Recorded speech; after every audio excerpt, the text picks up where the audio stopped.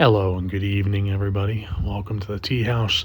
This is your humble proprietor, Belial. Let's sit a bit. It's going to be one of those videos where I just talk about something that's been on my mind. Now, recently there's been a somewhat of a kerfuffle within American discourse that intersects with religiosity within the United States. And I've noticed a specific sort of thing. Of course, the kerfuffle I'm speaking of would be the President of the United States' arguments with the Pope, the Vicar of Christ, or the successor of Peter, as Catholics would call him. However, what I've noticed was two parallel examples of how that is affecting society based off of two prominent public figures, which I can use as sort of a jumping off point to describe a problem I see in society, which would be what I call the phenomenon of the have it your way religion. Either way, I digress. Mr. Sean Hannity, who I'm not trying to poke fun at or speak ill of while he's not here, I'm simply using a public figure who may or may not be going through a sort of spiritual crisis as a kind of an anchor point to talk about the issues with religiosity in the United States. So this isn't a jab at him personally, but more of the idea he represents. With him going on his show on Fox News, essentially saying that he was no longer a Catholic. The reason, of course, having nothing to do with the metaphysical or theological problems he may or may not be having with Catholicism, but simply because the Pope, who he is supposed to have belief in papal infallibility and papal supremacy in, said something against his actual spiritual leader, which caused him to choose between his perceived religion, religion that he sees essentially as sort of possibly a sort of marker or something cultural, which is Catholicism, and his actual religion, which would be Americanism, or some kind of, he certainly abandoned Catholicism for essentially the vague notion of Christian, which of course in this particular setting would just be a sort of Americanism having very little to do with classical Christianity in any regard. Essentially, he is the good Americanist, the one who is not rejecting the state religion. He didn't schism with the Pope. He didn't make an argument. He didn't bring up like Aquinas or Augustine to make arguments as to why the Pope's stance on the war in Iran was incorrect. He simply just said, I am not of this religion, and I am going to be a, quote, Christian. Never mind that that's a kind of moniker for just a vague Americanism. However, and not to pick on him so much, you have him who sacrifices everything to keep within the orthodoxy of the state religion, whereas you have an individual who represents a sort of different aspect of this kind of duality of American religiosity, that being Mr. Tucker Carlson, who is a high Protestant, and I can't remember the specific tradition he follows at this exact moment, but he is of the high Protestant tradition, and he has an issue with his leadership in his church, whereas he makes the distinction that he makes arguments with them, but doesn't leave that particular tradition. He stays firmly that he is a Christian, and he is not falling into the trap of Americanism as the real religion. What I'm seeing here, what I want to get into, is that religion in America has become somewhat of a parody of itself, leading into the true religion of America, which is not some immortal metaphysical truth, but simply the cult of Americanism or Israelism, which can be seen in modern American religious discourse. I would call this phenomenon I've observed in American society the have it your way religion, or the fast food religion, or even McReligion, this sort of Disneyification, corporatization of religion, where essentially people are using it as a stamp to put on whatever they'd like. It's essentially putting makeup on a pig, where they essentially say that the religion is not what I am following, but I am following myself in under the guise of a religious tradition. Whether that is somebody who is a prosperity preacher, for example, which regardless of denomination within American society seems to be very common, where someone says that they essentially just want to get the wealth. God loves you because you're rich. And that's why we need to have this sort of hyper capitalist justification for our religious denomination. Or you have people who, well, they both worship the self. People who essentially say that no, God is wrong. There is no metaphysical immortal truth. There is simply the present. And that is progress, the illusion of progress that people are going towards. And certainly you would find that both are intersected by the merchant class, or the people who are essentially trying to sell you back a very human experience, which is the experience with the metaphysical, with the divine. It's a very human experience that the institutions of the West and the United States and the globe overall, human institutions, don't know how to profit off of, essentially. When you are engaged in the polishing of the mirror of the soul to reflect further upon the divine, you're not making money for people. And they don't necessarily know how to do that. They don't know how to turn that into money, which is why you get to these points where these institutions like mega churches exist, or you have people who will sell you back wellness, the enlightenment porn industry, as I read in one book, which is called, I can't remember the author right now, but he's a Zen Buddhist monk.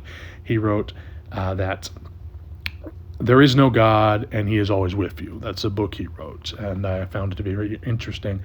However, there's this illusion of progress, essentially, where people aren't looking for the metaphysical truths, the objective reality, but simply are trying to justify their own worship of the self, which is where we find modern religious discourse to exist in the United States. My own generation, our generation, for my fellow Gen Zs out there listening, exists within a time of a spiritual buffet. And also at the same time, we exist within the context of living in a post-social revolution landscape. We essentially are falling from a tree and reaching out and trying to grab anything we can. Not necessarily looking if the tree branch has thorns or some kind of fungus or poisonous moss or a snake. We just keep grabbing everything we can. And sometimes that works for people.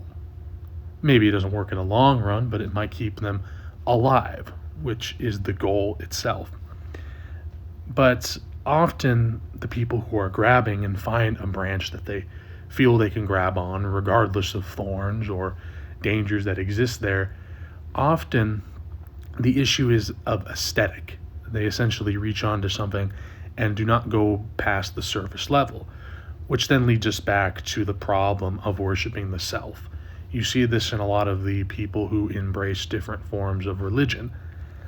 In our generation, for example, you would have people like Ortho Bros, as they're termed on the internet, who embrace Orthodox Christianity simply for the aesthetic behind it, often mixing that with far-right notions of racial supremacy. Not to say that's all people who embrace orthodoxy at all, but that's an example. Or people such as Andrew Tate, who embrace Islam from a perverted angle of some kind of red pill alpha nonsense. It's essentially putting makeup on a pig, as I said. Essentially, they are worshiping the self in the guise of religiosity. And that's where we find ourselves a lot. We exist in a time of a spiritual buffet where we can have any type of spirituality we want, while we don't necessarily grab onto what we need, we grab onto what we want. And that is one of the main issues in American society. And although Mr. Sean Hannity and Mr. Tucker Carlson are not Gen Z, it's simply indicative, their behavior is indicative of the times we live in. Whereas Mr. Sean Hannity has become a good and loyal adherent to the state orthodoxy, whereas Mr. Tucker Carlson is the heretic who is pushed out. He is the apostate of the state religion that exists. The state religion, of course, being a vague Americanism, but at a more core idea, it is the worship of the self, the worship of the material world, not a great metaphysical truth. And that's the trap that we fall into as a society, whether we are Gen Z living in the context of the past social revolutions or even older people. We are all living in an era, living in an era, as one was to say. We even come to the point where we have a sort of parasitical class, a bourgeois, rootless class of people who essentially use religiosity in a very inauthentic way, or not necessarily even religiosity, but essentially cannibalizing traditions that come from a core metaphysical truth, not to overuse that word too much, but that's where it's coming from.